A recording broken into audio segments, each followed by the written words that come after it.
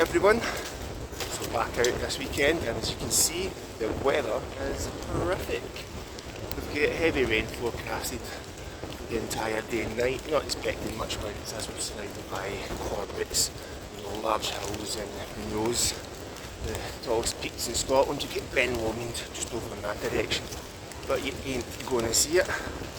We're down at Loch Lomond, the bonny banks of Loch Lomond.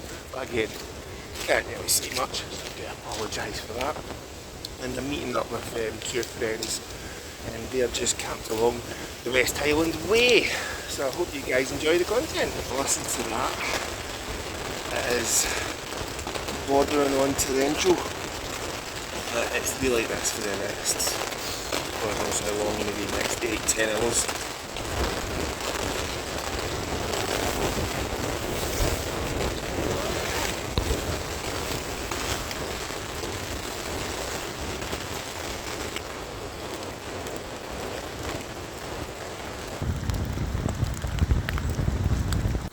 This is Mike's setup. He's got a tack with him. He's got the Trichology UL80 and the British Army free season bag.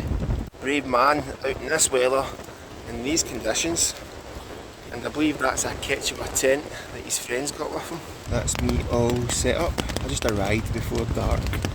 So managed to get the tent up and my sleeping set up. I'm out in the 3FUL Teji. Super roomy tent. Can't really tell from that angle. A nice spacious vestibule on either end. I had some problems with it the previous week, but I managed to fix that. It turns out I positioned the cups incorrectly on the poles, and now it's nice and taut. So I thought I'd show you tonight's setup. Decided to change it a little. I'm out in the One Tigris Down Patrol sleeping bag. It's quite nice. What I do like about it especially is it's very broad. It's probably the broadest sleeping bag that I've got. So if you are indeed a very broad person, this will do the job, and it's actually quite wide all the way down to the feeting area. I've had this down to temperatures around freezing twice, and I've had it out in summer once. On the one occasion it was nice and toasty at around freezing, but on another occasion where I took it down to about 2 Celsius, I had the coldest sleep known to man. I've had that out in summer as well, down to about 5-6 Celsius, and I was really cold, but tonight's temperatures aren't to get any lower than 12, which is mild for this time of the year. I've got the light to a sleeping mat with me. In our value in that's 5.8, so it's overkill for tonight. We're having a very warm night, but this type of design, this honeycomb-esque design, I find it to be super comfortable. And of course, the big Agnes Third Degree. But again, for anyone that's new at the channel, this is the inside of the 3FUL Teji. Got a sleeping bag over here and a sleeping mat here. I've got a close cell phone mat here. It's a very wide tent. It's got great headroom, and you've got one pathetic excuse of a pocket down there. Here's the vestibules once again. My feet are out there, and it's symmetrical on either end. And to have an idea what the headroom's like, turn this around, and then boom, I'm sitting down. I'm 6'3", and I'm not even touching the top. I'm not even touching the. Oh wait, I'm not touching it. I'm just about touching it. So that gives you the idea of the headroom. But even if I move over here, because the walls are steep, you can even sit up and not touch the roof. And you're into the corner and the sides a little bit more. But it's fast becoming my favourite tent. I'd love to take this out in all conditions. Wouldn't really take it out in wind speeds above 40, but it is fast becoming my favourite tent. Let me know what you guys think of the 3FUL Teji. I think it's pronounced T-A-I-J-I, Teji or Teji.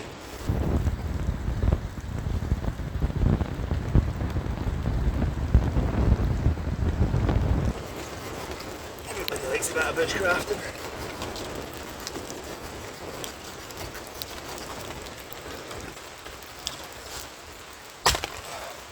Would you say that?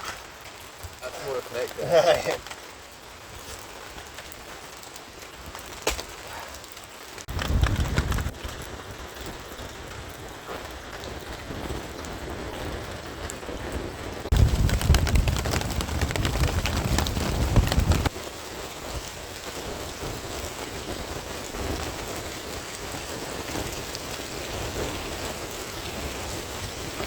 Cast, and it's to be like this right through until about 8 or 9 o'clock in the morning.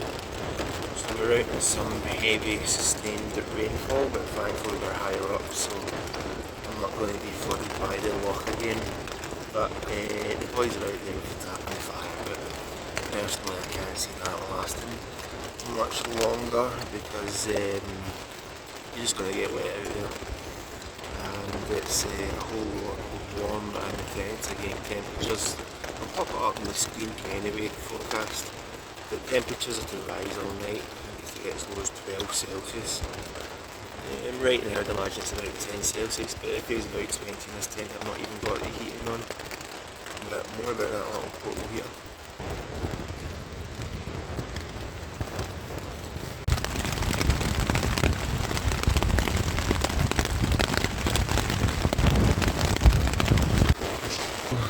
Sitting in the tent because it is still pouring with rain out there and it was getting a little bit chilly, so I put on some dry clothes and on a little heater. Now it's doing my head in, the little heater.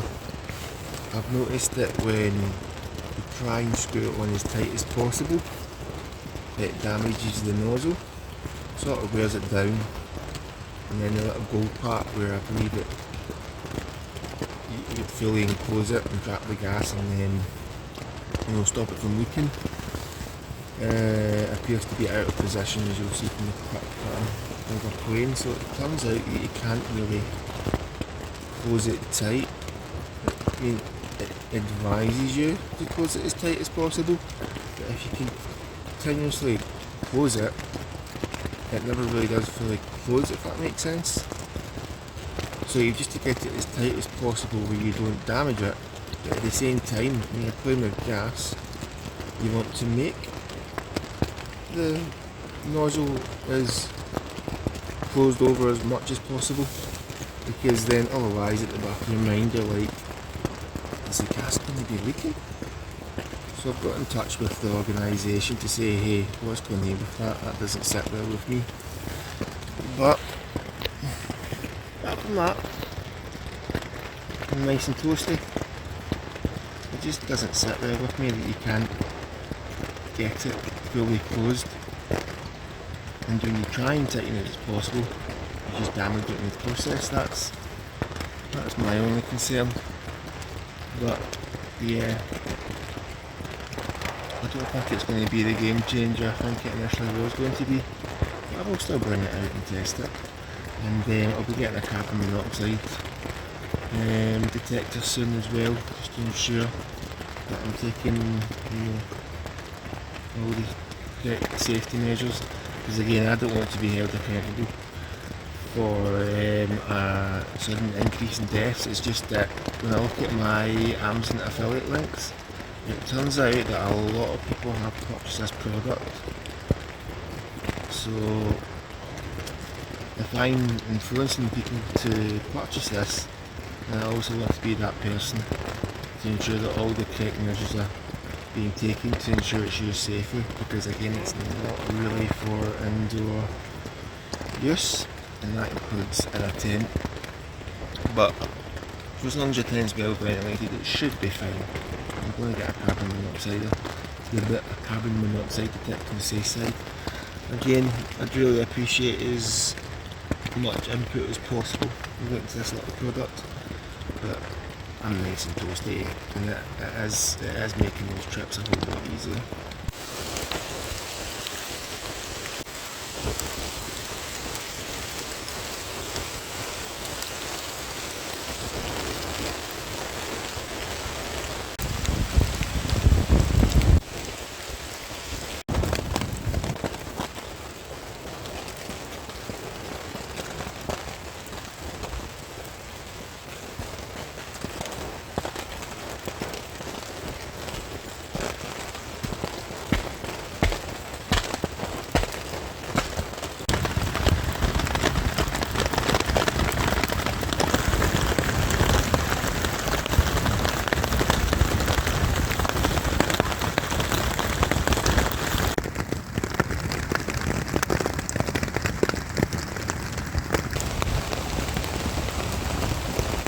So it's bedtime, and as you can probably hear, it is still absolutely pouring of rain out there.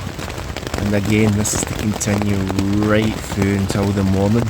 I mean, the rain started about, I think it was midday, the boys said, but it's sustained rainfall, and I have absolutely no idea why there isn't a warning for rain, because when I was coming in, the roads were flooded.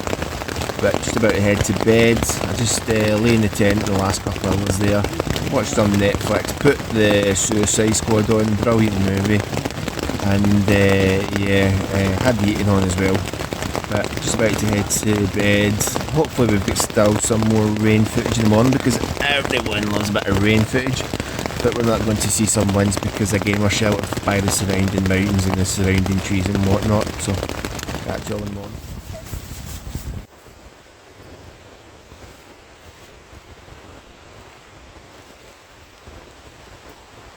So not much back to report on. The rain was on till about 6 o'clock in the morning, which then it stopped. We got up at 8:15, packed up, and that's me now heading home. I mean, the light tour sleeping mat, super comfortable. The one Tigris did the job. So it's about an hour and a half's walk back in this mental terrain. So hopefully the roads aren't flooded, because the last time I was out in sustained torrential rain, the roads were badly flooded in this area. So hope you guys enjoyed the content, and I'll see you on the next adventure.